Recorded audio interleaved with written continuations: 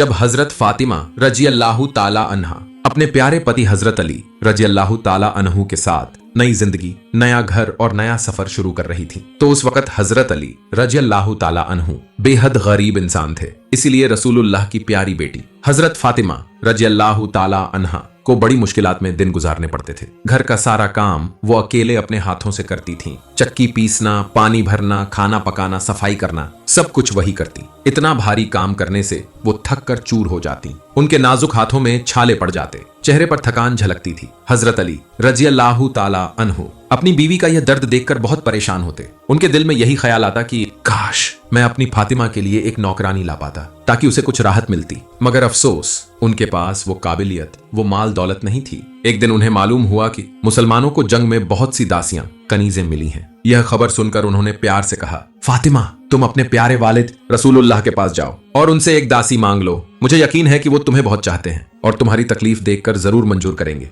हजरत फातिमा रजी अल्लाह ताला अन्हा स्वामी की बात सुनकर चल पड़ी अपने प्यारे पिता के दरबार में। लेकिन जब उन्होंने अपने पिताजी रसूलुल्लाह का रोशन चेहरा देखा तो उनकी जुबान बंद हो गई। दिल में जो बात थी वो कह न सकी। रसूलुल्लाह ने प्यार भरी नजरों से देखा और पूछा, मेरी प्यारी बेटी फातिमा, किस काम से आई हो? शर्म से लाल होते हुए फातिमा इतना कहा, अब्बाजान, मैं तो आपको सलाम करने आई थी। उन्होंने अपने दिल की बात छुपा ली और खामोशी से वापस लौट गईं। जब घर पहुंची तो हजरत अली सब समझ गए। उन्होंने महसूस किया कि उनकी शर्मीली बीवी लज्जा के कारण अपनी असली बात रसूलुल्लाह से कह नहीं पाई। फिर हजरत अली रजी अल्लाह ताला अन्हु अपनी फातिमा को साथ लेकर स्वयं रसूलुल्लाह के पास पहुंचे और खुले दिल से अर्ज किया, या रसूल अल्लाह, आपकी प्यारी बेटी फातिमा शर्म की वजह से अपनी बात कह न सकी। असल में वो आपकी खिदमत में एक दासी की दरख्वास्त करने आई थी ताकि घर के कामों में थोड़ी मदद मिल सके। रसूलुल्लाह ने जब उनकी बातें सुनी तो बहुत करुणा से मुस्कुराए, लेकिन फरमाया, मैं तुम्हारी खिदमत के लिए कोई कैदी नहीं दे सकता, क्योंकि असहाब ए सुफ़्फ़ा के खाने पीने की जिम्मेदारी मेरे ही ऊपर है।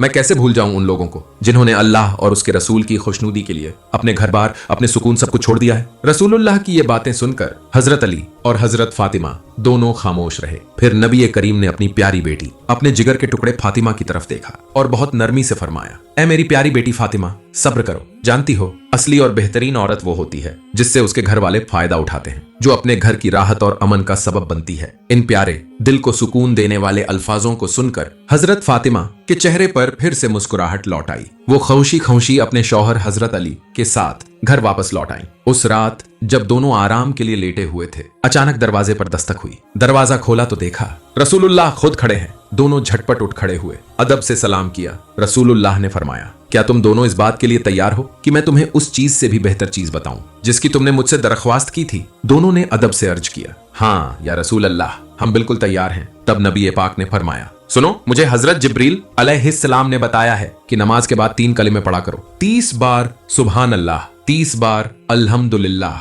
30 बार अल्लाहू अकबर। और सिर्फ नमाज के बाद ही नहीं, बल्कि रात को सोने से पहले भी हर रोज ये अमल करना। अगर तुम ऐसा करोगी तो अल्लाह ताला इस अमल की बरकत से तुम्हारे कामों में वो ताकत और सुकून देगा जो एक दासी तुम्हें देती, और तुम्हारी सारी थकान, सारा बोझ हल्का हो जाएगा। बाद में जब हजरत अली रजी अल्लाह ताला अन्हु इस वाकये का जिक्र फरमा रहे थे तो गर्व और मोहब्बत के साथ कहा, जिस दिन रसूलुल्लाह ने हमें ये तस्बीह सिखाई थी, उस दिन से लेकर आज तक मैंने कभी इसे पढ़ना नहीं छोड़ा। यह सुनकर एक सहाबी ने हैरत से पूछा, या अली, क्या आपने सिफ़ीन की जंग की रात में भी ये तस्बीह पढ़ी थी? हजरत अली ने मुस्कुराते हुए बिना किसी झिझक के जवाब दिया, हाँ, उस रात भी मैंने ये तस्बीह जरूर पढ़ी थी। एक दिन हजरत अली रजी अल्लाह ताला अन्हु अपने घर के लिए रोजी रोटी की तलाश में निकले। वो मदीना मुनव्वरा के बाहरी इलाके की ओर चल पड़े। वहां उन्होंने देखा एक बुजुर्ग औरत कुछ ईंट पत्थर जमा कर बैठी है, जैसे किसी काम का इंतजार कर रही हो। हजरत अली के दिल में ख्याल आया, शायद ये बूढ़ी औरत अपने बाघर को पानी देना चाहती है। और सचमुच वही बात थी। उन्होंने उस औरत के पास जाकर बात की और मेहनत का मजदूरी तय हुई। फिर हजरत अली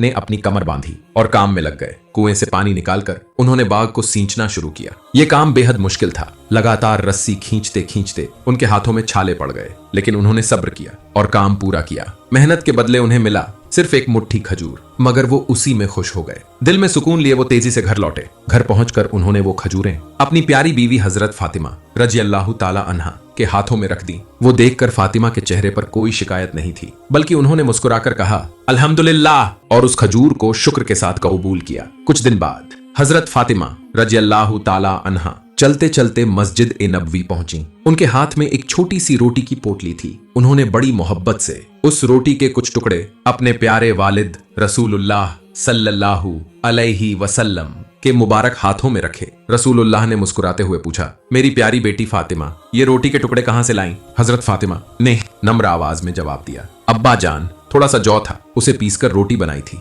जब हम खाने बैठे तो आपका ख्याल आया, सोचा कुछ टुकड़े आपके लिए बचा लूं। फिर आंसुओं में भीगी आवाज में बोली, अब्बा जान, हम 3 वक्त से भूखे थे। आज अल्लाह ने हमारी तकदीर में ये रोटी लिखी थी। अपनी प्यारी बेटी के ऐसे त्याग और दर्द की बातें सुनकर नबी रहमत की आंखें नम हो गईं। आंसुओं से भरी आंखों से उन्होंने वो रोटी के टुकड़े लिए और उन्हें मोहब्बत के साथ अपने मुबारक होंठों से लगाया। रोटी का एक निवाला खाते ही उन्होंने फरमाया, ए फातिमा, लगातार 4 वक्त की भूख के बाद मैंने आज तुम्हारे दिए हुए इस रोटी के टुकड़े को खाया है। फिर एक दिन की बात है, हजरत फातिमा रज़ियल्लाहु ताला अन्हा अचानक बीमार पड़ गईं। बीमारी इतनी बढ़ गई थी कि वुजू करना भी मुश्किल हो गया। लेकिन उस वक्त तक तयम्मुम की रुख्सत इजाजत शरीयत में नाजिल नहीं हुई थी। फिर भी उन्होंने सब्र और हिम्मत से काम लिया और मुश्किल के बावजूद वुजू किया और फज्र की नमाज अदा की। उधर हजरत अली रज़ियल्लाहु ताला अन्हु जमात के साथ नमाज अदा करने के लिए मस्जिद की ओर रवाना हुए। जब नमाज खत्म हुई तो वो तेजी से घर लौटे। घर पहुंचते ही रुक गए। उनकी आंखें ठहर गईं उस मंजर पर। उन्होंने देखा उनकी प्यारी बीवी कमजोरी और बुखार से टूटी हुई हालत में बैठी बैठी चक्की पीस रही हैं। उस मंजर को देखकर हजरत अली की आंखों से आंसू बह निकले। गले में रुकावट सी महसूस हुई। कांपती आवाज में बोले, ए फातिमा, तुम इतनी बीमारी में भी चक्की क्यों पीस रही हो? हजरत फातिमा ने थोड़ी सी मुस्कान के साथ जवाब दिया, ए मेरे अजीज शौहर, रहमानुर रहीम अल्लाह ताला अपने बंदों से तभी राजी होता है जब उनका शौहर उनसे राजी हो। इसलिए चाहे जितनी भी तकलीफ हो या हो, मैं अल्लाह के हुक्म की पैरवी कर रही हूँ और आपकी खिदमत कर पाना मेरे लिए सबसे बड़ी राहत है, सबसे बड़ी खुशी है। इन लफ्जों को सुनकर हजरत अली रज़ियल्लाहु ताला अन्हु गहरी खामोशी में डूब गए। उनकी आंखों में मोहब्बत और रहमत का समंदर उमड़ आया। उनके पास अल्फाज नहीं थे, वो बस देख रहे थे उस औरत को जो सब्र, वफा और ईमान की मिसाल बन गई थी। दूसरी रिवायत में आता है, एक दिन हजरत फातिमा चक्की पीस रही थी और उनका छोटा बेटा हजरत हुसैन दूध की उम्र में था। अचानक हुसैन रोने लगे, दूध के लिए तड़पने लगे। हजरत अली बच्चे को प्यार से गोद में उठाया, लाड प्यार किया, माथे पर चूमा, लेकिन फिर भी उस मासूम का रोना बंद न हुआ। उस वक्त हजरत फातिमा रज़ियल्लाहु ताला अन्हा के पास चक्की घुमाए बिना कोई रास्ता नहीं था, क्योंकि उनके पति हजरत अली रज़ियल्लाहु ताला अन्हु एक जरूरी काम से बाहर जाने वाले थे। मजबूरी में हजरत फातिमा अपने रोते हुए नन्हे हुसैन को गोद में लेकर बहुत मुश्किल से चक्की चलाने लगी। हजरत अली जब घर से बाहर जा रहे थे तो उनकी नजर पड़ी उनकी बीमार बीवी एक हाथ में दूध के भूखे बच्चे को थामे हुए और दूसरे हाथ से चक्की घुमा रही हैं। यह नजारा देखकर उनका दिल टूट गया। चेहरे पर गम की परछाई उतर आई और वो उदास होकर घर से निकल गए। कुछ देर बाद जब हजरत अली अपना काम निपटा कर लौटे तो थोड़ी देर आराम के बाद हजरत फातिमा उनके पास आईं। नर्म और मोहब्बत भरी आवाज में पूछा, ए मेरे अजीज शौहर, जब आप बाहर जा रहे थे आपके चेहरे पर इतनी उदासी क्यों थी? जब तक मैं वजह नहीं जान लूंगी मेरे दिल को सुकून नहीं मिलेगा। क्या आप ये सोचते हैं कि आपके उदास चेहरे को देखकर मुझे कोई तकलीफ महसूस नहीं होती? उनके इन लफ्जों को सुनकर हजरत अली अब चुप नहीं रह सके। उन्होंने हल्की सी आह भरी और कहा, ए फातिमा, बात कुछ बड़ी नहीं, बस जब मैंने तुम्हें देखा तुम बीमार हालत में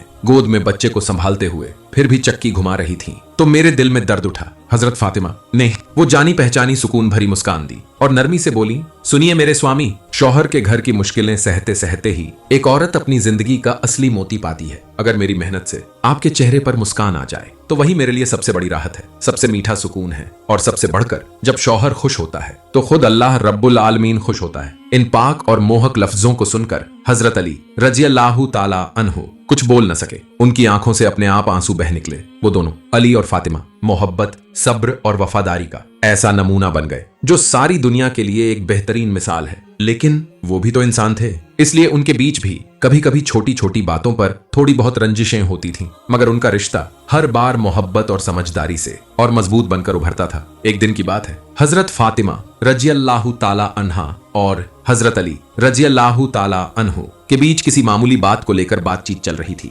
बातचीत के दौरान अचानक हजरत फातिमा के मुंह से एक ऐसा जुमला निकल गया जो शायद उन्हें नहीं कहना चाहिए था। जिस जबान से हजरत अली हमेशा प्यार, इज्जत और नरमी के लफ्ज सुना करते थे, उसी जबान से वह कठोर बात सुनकर हजरत अली का दिल टूट गया। वो बहुत दुखी और मौन हो गए। कुछ कहे बिना ही घर से बाहर निकल पड़े। दिल इतना भरा हुआ था कि रात तक भी घर वापस नहीं आए। उनके इस हाल की खबर रहमतुल्लिल आलमीन तक पहुंच गई। जब अल्लाह के नबी मोहम्मद मुस्तफा ने यह सुना तो उन्होंने जरा भी देर नहीं की। वो फौरन हजरत अली की तलाश में निकले। ढूंढते ढूंढते देखा अली मस्जिद में हैं, जमीन पर धूल में लिपटे हुए सो रहे हैं। ये मंजर देखकर नबी के चेहरे पर मुस्कान आई और उन्होंने बहुत स्नेह से पुकारा, ए अबू तुराब अर्थात ए धूल के बाप। फिर बड़ी मोहब्बत से कहा, उठो अली घर चलो। हजरत अली अपने प्यारे नबी के साथ विनम्रता से घर लौट आए। घर पहुंचकर रहमत के पैगंबर ने दोनों को बड़ी नरमी और समझदारी से नसीहत दी। उन्होंने उनके बीच की नाराजगी मोहब्बत और रहमत से मिटा दी और आखिर में फरमाया, अब तुम दोनों हमेशा खुश रहो। एक दूसरी रिवायत में आता है, एक बार किसी खास मसले पर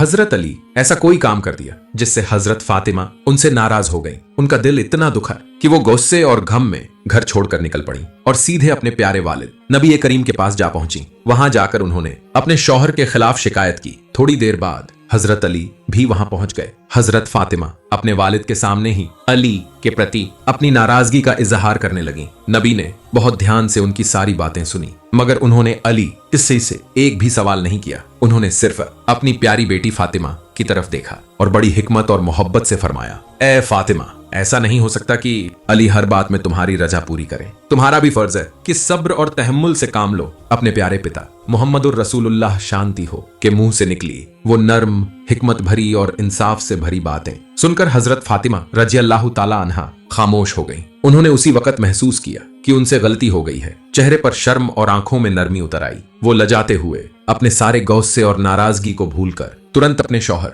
हजरत अली रज़ियल्लाहु ताला अन्हु के साथ घर लौट आईं। एक दिन का वाकया, एक गरीब असहाय भिखारी हजरत फातिमा के घर के दरवाजे पर आया। उसकी आवाज में दर्द था, चेहरे पर भूख की तकलीफ साफ झलक रही थी। उसने कांपती जबान से कहा, ए मां, मुझे कुछ खाने को दे दो, मैं भूख की पीड़ा अब और नहीं सह सकता। गरीब की यह पुकार सुनकर रहमत और ममता की मूरत हजरत फातिमा इतनी दुखी हो गईं कि उनकी आंखों से आंसू बह निकले। लेकिन अफसोस, घर में देने के लिए एक कण भी खाना मौजूद नहीं था। वो उस बेबस भिखारी को खाली हाथ लौटाना नहीं चाहती थी। सोच विचार कर उन्होंने एक अद्भुत फैसला लिया। उन्होंने वह बिछौना जो हजरत हसन और हुसैन रात को सोने के लिए इस्तेमाल करते थे, वही मेष की चमड़ी, भेड़ की खाल उठाई और भिखारी को दे दी। नर्म लहजे में कहा, बेटा, मेरे पास तुम्हें देने के लिए यही एक चीज है, इसे ले लो, शायद कहीं और जाकर तुम्हारी जरूरत पूरी हो जाए। लेकिन वह भिखारी बोला, ए मां, मुझे तो चमड़े की जरूरत नहीं, मुझे तो खाने की तलाश है। उसकी यह बात हजरत फातिमा के दिल में तूफान बनकर गूंज उठी। उन्होंने बिना देर किए अपनी गर्दन से गहना उतारा,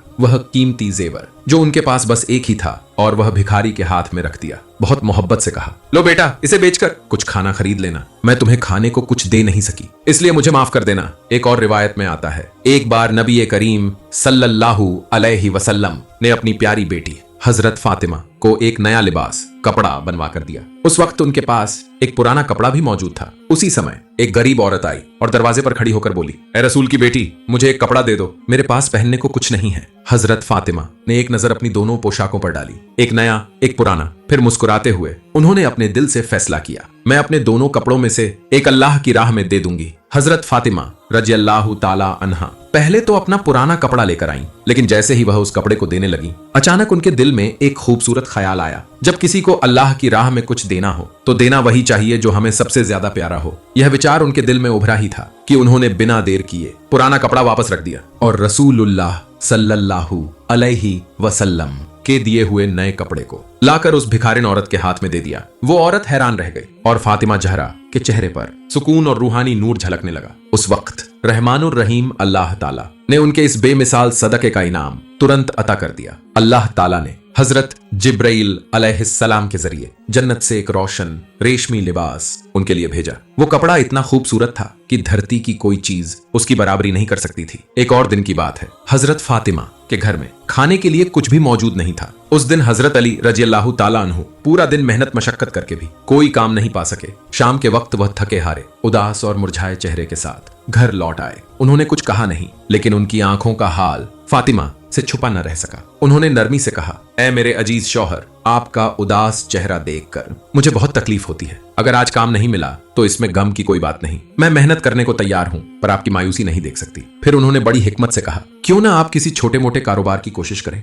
रोज मजदूरी की तलाश में भटकने से बेहतर है कि आप कोई छोटा व्यापार शुरू करें। हजरत अली मुस्कुराकर कहा, यही ख्याल मेरे दिल में भी था, लेकिन मेरे पास तो कोई पूंजी ही नहीं है। पूंजी के बिना कैसे कारोबार शुरू करूं? इसलिए मजबूर होकर ही मुझे रोज दिहाड़ी के कामों की तलाश करनी पड़ती है। यह सुनकर हजरत फातिमा ने एक बुद्धिमानी भरी राय दी। आप मेरे भाई हजरत उस्मान रजी अल्लाह ताला अन्हु के पास जाइए। वो तो अल्लाह के बहुत नेक और अमीर बंदे हैं। अगर उनसे थोड़ा कर्ज या मदद मांग लें तो शायद कुछ पूंजी मिल जाए, फिर उसी से कोई व्यापार शुरू कर दीजिए। हजरत फातिमा रजी अल्लाह ताला अन्हा की उम्मीद से भरी बातों को सुनकर हजरत अली रजी अल्लाह ताला अन्हु के दिल में नई हिम्मत और उम्मीद की लौ जल उठी।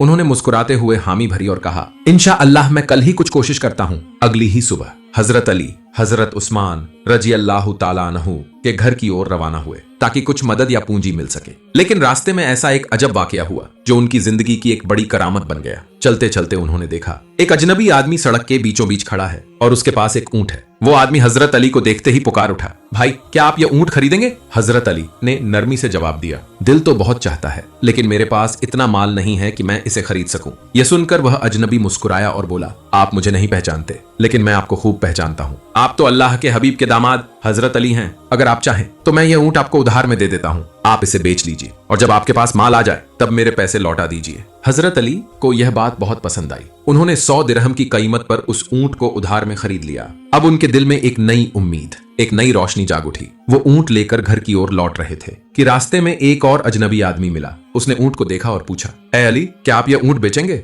हजरत अली बिना देर किए कहा, हाँ क्यों नहीं, यह ऊंट बिक्री के लिए है। तब उस व्यक्ति ने कहा, मैं इसे 160 दिरहम में खरीदता हूँ। हजरत अली ने तुरंत ऊंट बेच दिया। खुशी के मारे उनके चेहरे पर नूर और सुकून छा गया। वो सोचने लगे, अल्लाह का शुक्र है आज कुछ बरकत नसीब हुई। अब वो 60 दिरहम के मुनाफे के साथ घर की ओर लौट रहे थे कि अचानक वही पहला आदमी जिसने उन्हें ऊंट उधार में बेचा था सामने आ गया। वो मुस्कुराते हुए बोला, भाई अली क्या आपने ऊंट बेच दिया? हजरत अली ने जवाब दिया, हाँ मैंने ऊंट 160 दिरहम में बेच दिया। यह सुनकर वह आदमी बोला, तो फिर मेरा 100 दिरहम मुझे लौटा दीजिए। हजरत अली ने बिना एक पल की देरी किए अपने वादे के मुताबिक 100 दिरहम उसे दे दिए। फिर बाकी के 60 दिरहम लेकर सुकून भरे दिल से घर की ओर लौट चले। कुछ दूरी तय करने के बाद रास्ते में ही हजरत अली रजी अल्लाह ताला अन्हु की मुलाकात अपने प्यारे ससुर रहमतुल्लिल आलमीन हजरत मोहम्मद से हो गई। हजरत अली बेहद उत्साहित और भावुक स्वर में सारी कहानी शुरू से आखिर तक बयान करने लगे। कैसे एक अजनबी ने उन्हें ऊंट उधार में दिया, फिर दूसरे अजनबी ने उसी ऊंट को 160 दिरहम में खरीद लिया और कैसे उन्होंने 100 दिरहम लौटाकर 60 दिरहम का मुनाफा कमाया। सब कुछ सुनने के बाद रसूलुल्लाह ने मुस्कुराते हुए अली की ओर देखा। उनके चेहरे पर एक नूरानी मुस्कान थी जो हजरत अली के दिल को सुकून से भर गई। फिर नबी ने फरमाया, ए अली क्या तुमने पहचाना कि वो दोनों शख्स कौन थे? हजरत अली हैरान रह गए और बोले, या रसूल अल्लाह नहीं, मैंने उन्हें नहीं पहचाना। तब नबी करीम ने उस रूहानी राज का पर्दा उठा दिया। उन्होंने फरमाया, ए अली वो दोनों कोई आम इंसान नहीं थे। पहला था हजरत जिब्रील अलैहिस्सलाम और दूसरा था हजरत मीकाइल अलैहिस्सलाम। अल्लाह ताला ने उन्हें तुम्हारे पास भेजा था ताकि वो तुम्हारे साथ ऊंट का यह सौदा करें और तुम्हारी बीवी फातिमा रजी अल्लाह ताला अन्हा के दिल की तमन्ना पूरी हो जाए। रसूलुल्लाह ने आगे फरमाया, अब तुम अपने मुनाफे के पैसों से अपनी बीवी फातिमा के लिए कपड़े का इंतजाम करो। यह सुनकर हजरत अली की आंखों से खुशी के आंसू छलक पड़े। उनका दिल शुक्र और मोहब्बत से लबरेज हो गया। वो खुशी खुशी घर लौटे और सारा वाकया हजरत फातिमा सुनाया। उन्होंने मुस्कुराकर कहा, ए फातिमा आज से मैंने तुम्हारे दिल की इच्छा के मुताबिक का व्यापार शुरू कर दिया है और मेरा पहला कारोबार हुआ